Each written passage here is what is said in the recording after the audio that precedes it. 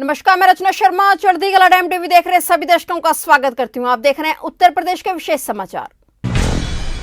आज काकोरी में शहीदों के परिजनों के लिए सम्मान कार्यक्रम का आयोजन किया गया, जिसमें मुख्यमंत्री योगी आदित्यनाथ भी शामिल होने पहुंचे। काकोरी ट्रेड एक्शन के वीरों को नमन करते हुए मुख्यमंत्री योगी आदित्यनाथ ने लखनऊ में काकोरी शहीद स्मारक स्थल पर शहीदों के परिजनों को सम्मानित किया।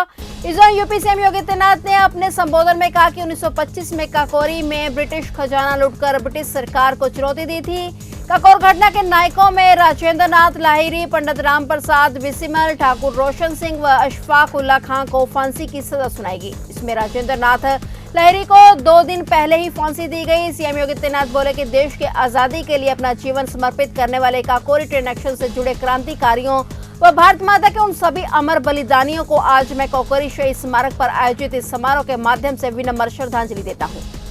आज के इस कार्यक्रम में विशेष रूप से उपस्थित काकोरी कांड और देश के विभिन्न युद्धों में बलिदान हुए परिवार के, देश के जवानों के परिवारजन, उपस्थित सभी महानुभाव एवं प्यारे बच्चों,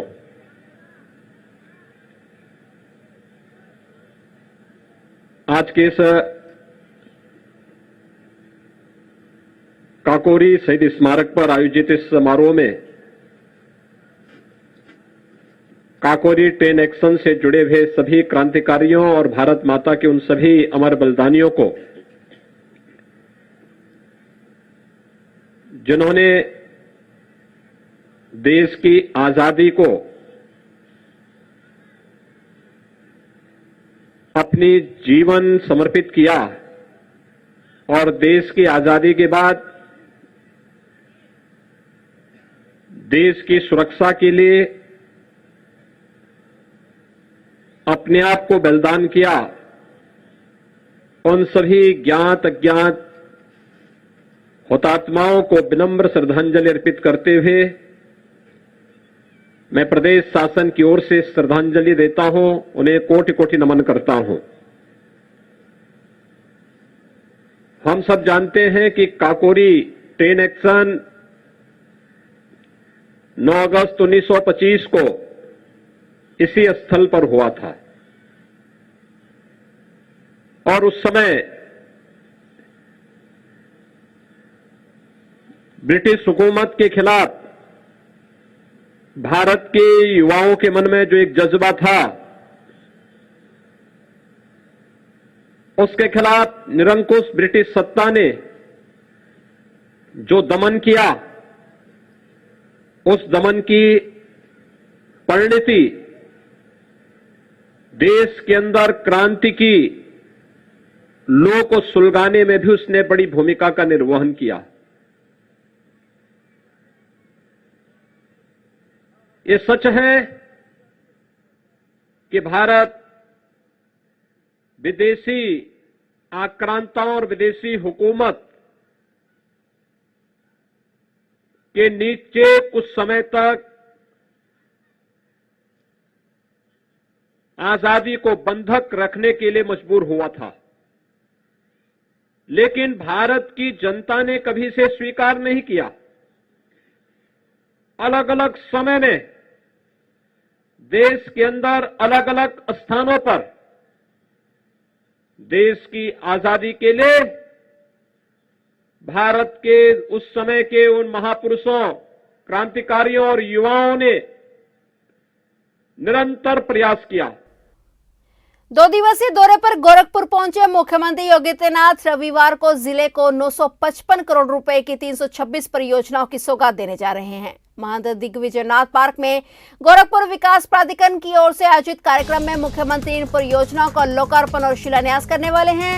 इनमें से करीब 933 करोड़ की परियोजनाएं जीडीए से जुड़ी हैं, जबकि लोकार्पित होने वाली 22 करोड़ रुपए की लागत की 22 अन्य परियोजनाएं पीडब्ल्यूडी एवं ग्रामीण अभियंत्रण विभाग से जुड़ी हुई हैं। कार्यक्रम के दौरान दिव्यांग छात्रों को विभिन्न उपकरण भी वितरित किए जाएंगे। मुख्यमंत्री रविवार को योगी राज बाबा गंभीरनाथ प्रेक्षागृह में आयोजित अखिल भारतीय विद्यार्थी परिषद के प्रांत सम्मेलन में विभिन्न जिलों से आए कार्यकर्ताओं को संबोधित करेंगे। इस दौरान मुख्यमंत्री दिग्विजयनाथ पार्क में आयोजित लोकार्पण शिलान्यास कार्यक्रम में भाग लेंगे। लोकार्पण एवं शिलान्यास के बाद मुख्यमंत्री जीडीए की नई वेबसाइट को भी लॉन्च करेंगे। जनसभा को संबोधित करने के बाद मुख्यमंत्री शाम 6 बजे विकास भवन पहुंचेंगे और निपुण भारत निगरानी केंद्र का लोकार्पण करेंगे और यहां निगरानी केंद्र की गतिविधियों पर आधारित वीडियो का प्रस्तुतिकरण देखेंगे और केंद्र के डैशबोर्ड का अवलोकन करेंगे। मुख्यमंत्री योगी आदित्यनाथ महंत दिग्विजयनाथ पार्क में आयोजित लोकार्पण और शिलान्यास कार्यक्रम में दिव्यांग बच्चों को उपकरण भी वितरित करेंगे।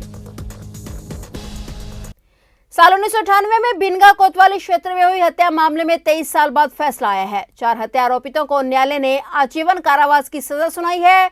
18 अप्रैल 1998 को हंसिया व डंडों के हमले में राज नारायण की मौत हो गई थी। इस मामले में बचाने पहुंचे वादी मुकदमा गुरबचन के बेटे राम उजागर पर भी हमलावरों ने जानलेवा हमला किया था। वादी की तहरीर पर भिनगा कोतवाली में 5 लोगों पर हत्या का मुकदमा दर्ज हुआ था। हालांकि मुकदमे के ट्रायल के दौरान एक आरोपी राम उजागर शुक्ल की मौत हो गई थी, जबकि एडीजे चतुर्थ की अदालत ने अभयराज, शिशुपाल, भानु प्रताप व राम नारायण शुक्ल को आजीवन कारावास की सजा सुनाई है। 302 के आरोप में आरोपियों को दोषी करार देते हुए आजीवन कारावास में 20,000 प्रत्येक को अर्थदंड की सजा सुनाई गई है। वहीं अन्य धाराओं में भी सभी आरोपियों को अलग अलग सजाएं सुनाई गई हैं।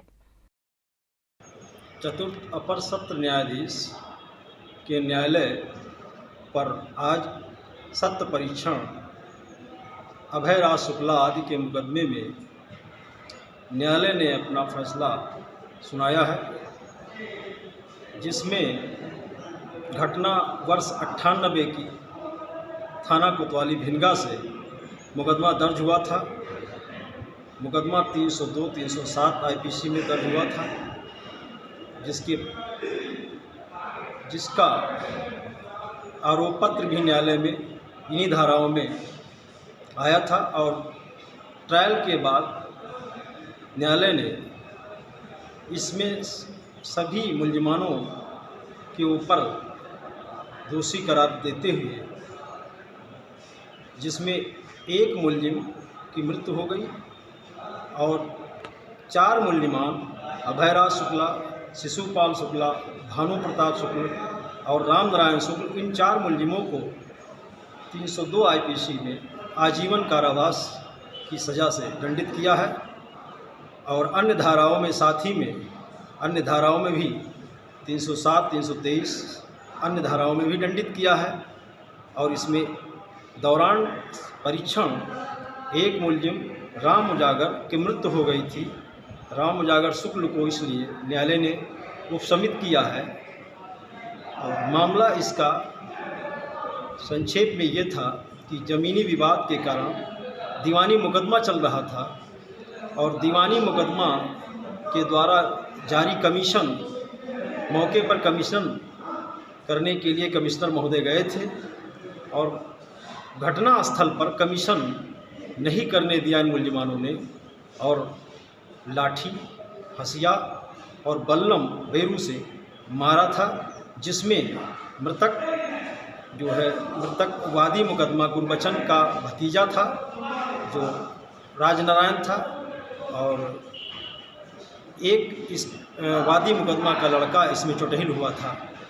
इस प्रकार से न्यायालय ने गुण दोष पर मुकदमा की सुनवाई करते हुए और दोषियों को आजीवन कारावास से।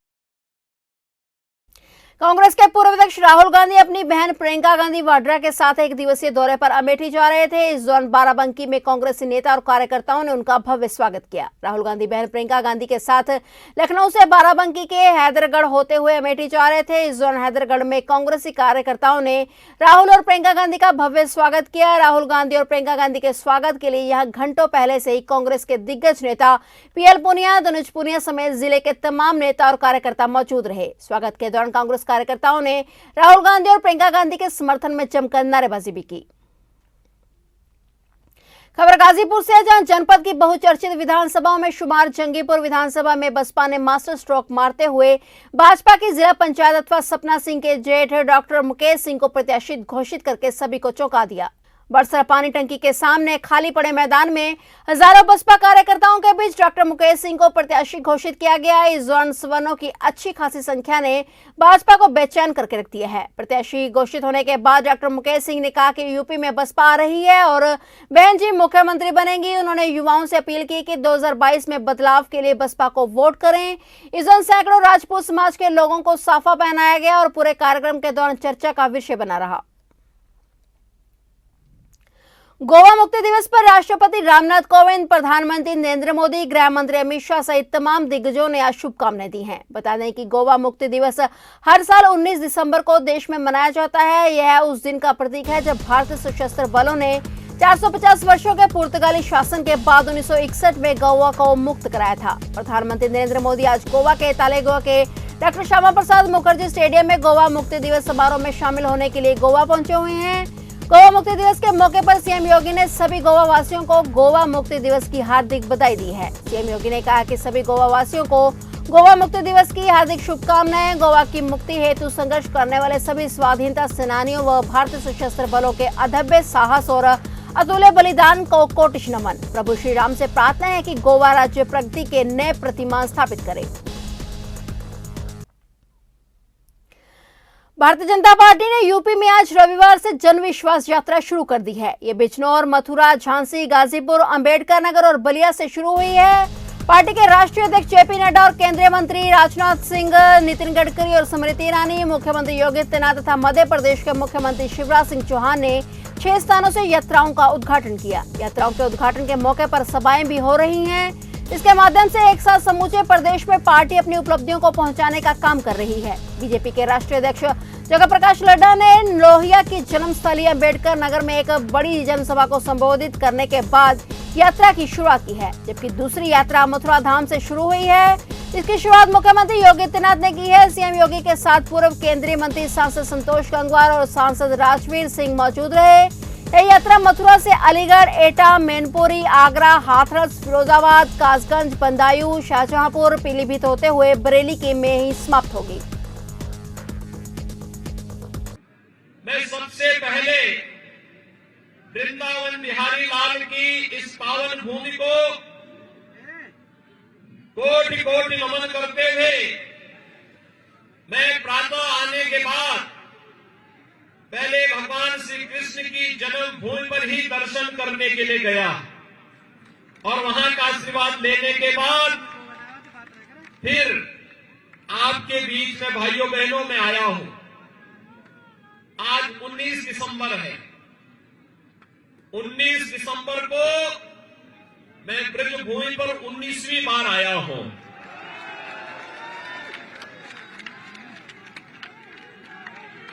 भाइयों बहनों, आज की तिथि हमारे लिए बहुत महत्वपूर्ण है। गोवा मुक्ति का दिवस तो है ही, लेकिन आज के दिन